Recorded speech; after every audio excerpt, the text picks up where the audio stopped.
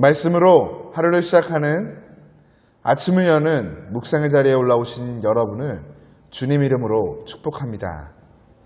어느덧 세월이 흘러 소년 사무엘이 늙게 되었습니다. 이제 그도 기운이 빠지고 역사의 무대 뒤로 퇴장할 시간이 찾아온 것이죠. 사무엘에게는 두 아들이 있었습니다. 두 아들은 아버지를 뒤이어 사사로서 직임을 행사하고 있었지만 아버지의 길을 따르지 않고 모두 옳지 못한 길을 따름이 오늘 성경에 기록됩니다. 이때 이스라엘 모든 장로들이 라마에 있는 사무엘에게 찾아가 사무엘은 늙었고 두 아들은 불의를 행하니 왕을 세워 자신들을 다스리게 해달라 요구합니다. 사무엘도 사람이기에 장로들의 말 앞에 아마 섭섭했을 것입니다. 이 섭섭하고 상한 마음을 가지고 하나님께 나아가 아뢰입니다. 우리에게도 이런 일들이 찾아올 때가 있죠. 그때 우리는 사람이 아닌 사무엘과 같이 우리의 상한 마음을 하나님께로 가지고 나아가야 합니다. 그러면 하나님께서는 우리의 마음을 만져주시며 때를 따라 돕는 은혜를 베풀어 주십니다. 사무엘이 하나님께 아뢰었을 때 하나님께서는 7절의 말씀과 같이 상황을 진단해 주십니다. 그들이 너를 버림이 아니오 나를 버려 자기들의 왕이 되지 못하게 함이니라. 문제의 정확한 요지를 깨닫게 하여 주시는 것이죠. 그렇습니다. 사무엘이 늙었다는 것과 두 아들이 부패했다는 것은 핑계에 불과했습니다. 백성들은 항상 호시탐탐 기회를 엿보며 자신들의 뜻을 따라 이스라엘 가운데 새로운 개혁을 일으키려고 했죠.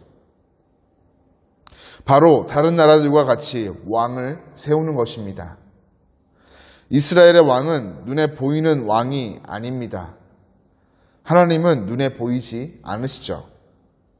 그런데 주변 이방 나라들, 특별히 가나안 땅의 블레셋 같은 나라들을 보면 강력한 왕이 있어 그 왕의 통치와 질서 아래 모든 것이 강력하고 일사불란하게 움직여졌고 강력한 군사력으로 다른 나라들을 정복하며 착취하였죠.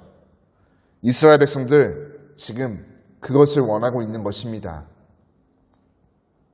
이스라엘 백성들은 주변 모든 나라가 가지고 있던 왕정 제도가 자기들을 안전하게 보호할 것이라고 생각했지만 그것은 착각이었습니다.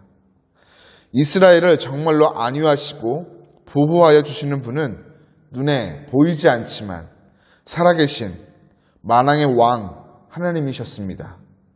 그들은 하나님의 모습, 왕의 모습이 눈에 보이지 않기에 자꾸 주변 국가들이 침략해 온다고 착각했습니다. 사실 주변 국가들이 침략하는 이유는 이스라엘이 보이지 않는 진정한 왕, 하나님을 온전히 섬기지 않고 있기에 하나님께서 그들을 회초리로 사용하신 것이죠. 왕정 제도의 폐해에 대하여 하나님께서 사무엘을 통해서 경고하셨음에도 이들은 계속해서 왕을 요구합니다. 이에 하나님은 마지못해 왕을 허용하여 주시죠. 참 마음이 씁쓸해집니다.